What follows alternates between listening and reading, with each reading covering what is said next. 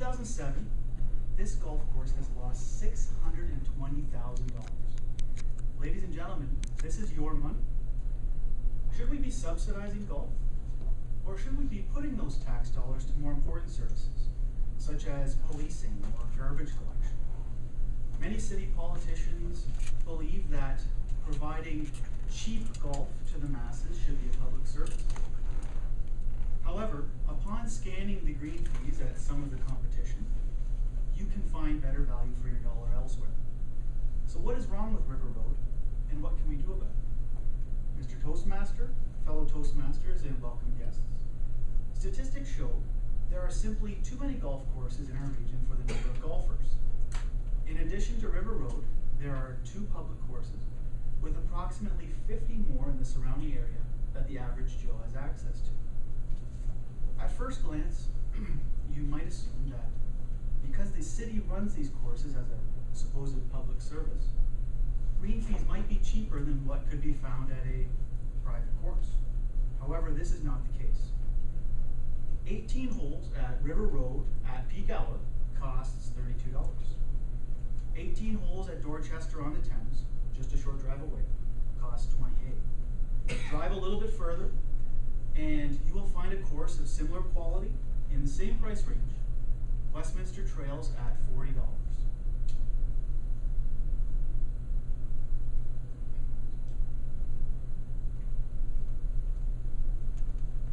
Now for golfers, price isn't always the only thing that matters. Quality plays a part as well.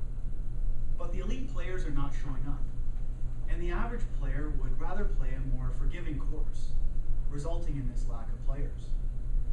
River Road was opened in 1990 at a time when there was seemingly a need for more golf in the area, but with 2 public courses both doing much better financially, and numerous others to choose from, this no longer seems to be the case. The current green fees at River Road don't seem to be enough to cover the cost of operation, but raising fees isn't an option either, as we've discovered, because golfers can simply choose to go to a cheaper course. Ultimately, if the city is to leave River Road open, it will be due to subsidies from the taxpayer.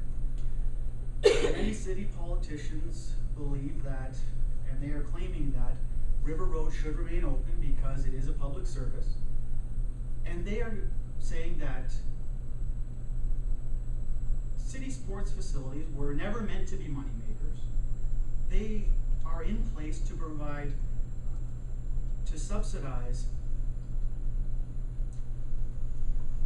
activities for Londoners. Ladies and gentlemen, I utterly reject these views.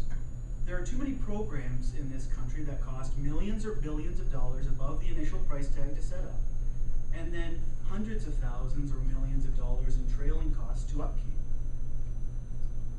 And these have produced evidence of either irrelevancy or redundancy. Examples include the e-health scandal, long gun registry, and vehicle emissions testing. Local examples include the continuing bailouts of Storybook Gardens or Orchestra London. Instead of looking at the inherent problems with these, we just keep throwing money at them. For River Road, subsidizing should not be an option. Either a business plan needs to be put in place to return the club to profitability in short order, or it needs to be closed. We can't afford to give politicians a mulligan. Now, just recently, it has been determined that River Road will remain open for 1 more year to see if it can sustain itself. It will need an additional 10,000 rounds of golf per year to be played if it is to remain open, so the likelihood of this happening is slim to none.